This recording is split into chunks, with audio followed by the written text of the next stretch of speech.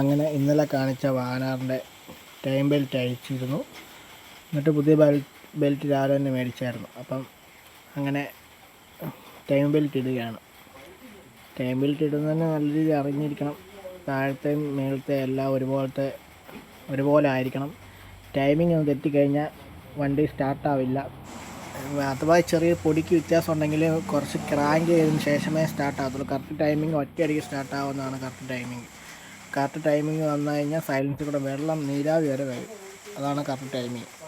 ശ്രദ്ധിച്ച് നോക്കിയാൽ നമ്മൾ റോഡിൽ കൂടെ വന്ന വണ്ടിയുടെയൊക്കെ ചില സൈലൻസിൽ കൂടെ നീരാവി വരുന്നുണ്ടെങ്കിൽ അത് കറക്റ്റ് ടൈമിംഗ് ആയതുകൊണ്ടാണ് കറക്റ്റ് അങ്ങനെ നീരാവി. എൻജിൻ ഭയങ്കര കൂളിംഗ് ആയിട്ടാണ് നീരാവി അങ്ങനെ വരുന്നത്.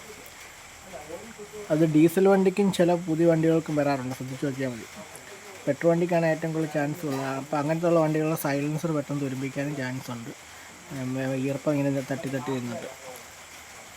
അപ്പം അങ്ങനെ ഒരുവിധം ടൈമിങ് ഇട്ട് കഴിഞ്ഞു.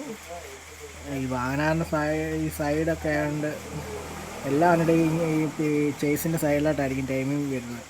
അപ്പം അത് ഇടാൻ ഭയങ്കര പാടായിരിക്കും. കൈയും കാലും കയറാൻ സ്ഥലത്തായിരിക്കും. അപ്പം നമ്മളൊരു ഊഹത്തിലാണ് ഇവിടെ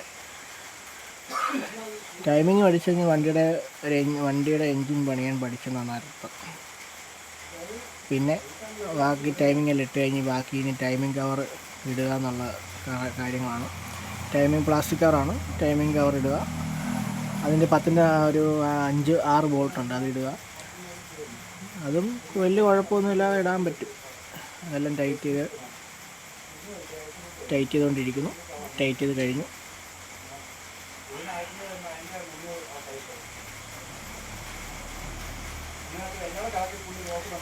ഞാൻ തന്നെയാണ് വീഡിയോ എടുക്കുന്നതും വീഡിയോ മുടക്കുന്നത്. അപ്പം അതുകൊണ്ടാണ് ഈ അഴിക്കുന്നതിൻ്റെ കൂട്ടുള്ള വീഡിയോ എടുക്കാൻ പറ്റുന്നതാണ്.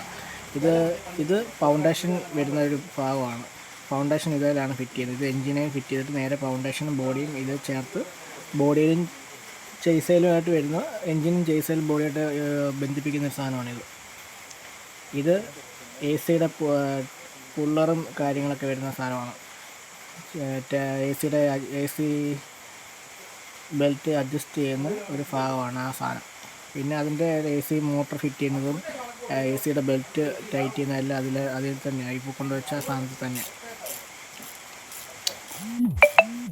ഞാൻ പറഞ്ഞില്ലേ, എളുപ്പമാണെങ്കിൽ സമാധാനമായിട്ട് അഴിക്കാൻ പറ്റിയ സാധനമാണ് വാഗനർ.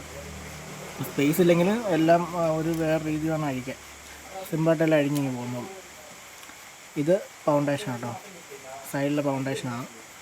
ഫൗണ്ടേഷൻ വെക്കാൻ ഇച്ചിരി പാടാണ്. പക്ഷേ ഹെഡ്ലൈറ്റ് അഴിക്കാതെ ഫൗണ്ടേഷനും വെക്കാൻ ഒക്കത്തില്ല.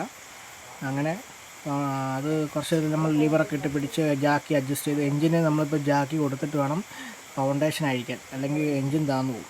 ഇപ്പോൾ 2 ഫൗണ്ടേഷൻ എൻജിൻ തന്നു കഴിഞ്ഞാൽ ഫാനിനും സൈഡിലൊക്കെ കൊണ്ട് തട്ടി ക്രാക്കുകൾ ഉണ്ടാക്കാൻ സംഭവം. അപ്പോൾ നമ്മൾ എപ്പോഴും ഫൗണ്ടേഷൻ അഴിക്കുമ്പോൾ ജാക്കി കൊടുത്തിട്ടേ ഫൗണ്ടേഷൻ അഴിക്കാവുള്ളൂ. എല്ലാവർക്കും അറിയുന്ന കാര്യം തന്നെയാണ്, ചുമ്മാ ജസ്റ്റത്തിന് പറയുന്നതേ ഉള്ളൂ കേട്ടോ. അപ്പം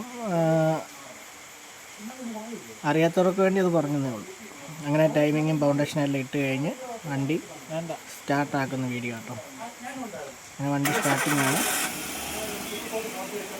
കുഴപ്പമില്ല, ഒറ്റയടിക്ക് തന്നെ സ്റ്റാർട്ടാകുന്നുണ്ട്. വണ്ടി ഓക്കെയാണ്. വണ്ടി ഓടിച്ചൊക്കെ നോക്കി വണ്ടി ഓക്കെയാണ് വണ്ടി. ഇനി അടുത്ത വീഡിയോയ്ക്ക് നാളെ കാണാം. ബൈ.